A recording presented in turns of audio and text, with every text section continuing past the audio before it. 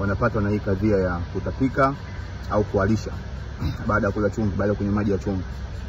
Sio kama wanaumwa, yani tumbo haliumi, hakuna kinachouma, lakini wanatapika au wanaharisha.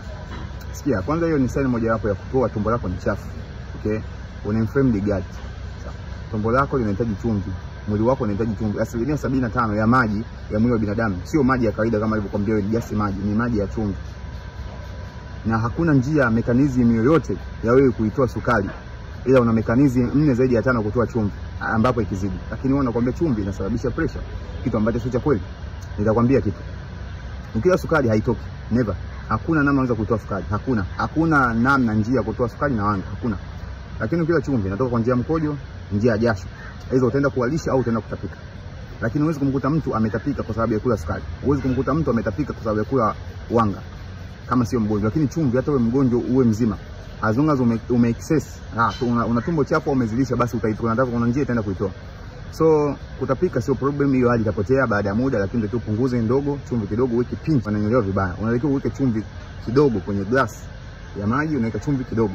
Maji ya vuguvugu au ya kawaida. Unakoroga pinch tu kidogo tu. Leo unakunywa asubuhi na jioni. It's very important. Chumvi inasababishi pressure.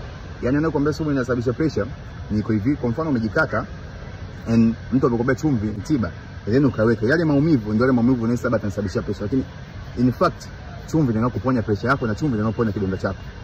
Hakuna mtu alikatwa mguu kwa kuzidisha kula chumvi kwa sababu hicho swala kipo, lakini watu wanaexceed kula sukari. Chumvi sio mbaya, chumvi sio adui.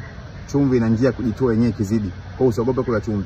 Kila siku tunapoteza sodium, kila siku na mtu asikia kichwa kinauma nini kwa sababu hauli chumvi. Utasikia mimi najisikia niko hivi, miguu inauma, magoti yanauma, ni kwa sababu huli chumvi. Utasikia sina energy. Mtu anafanya mazoezi gym na hajui umuhimu wa chumvi. Iko tayari kwa protein powder, sijui energy, sijui nini, lakini hatumii chumvi. So you have to use salt. Chumvi ni tiba ya magonjwa yote. Wazazi wetu wa babu zetu waliishi miaka mingi kwa sababu walikula chumvi nyingi. Hiyo ndio ilikuwa fact na sio msemo tu. Hili chumvi guys.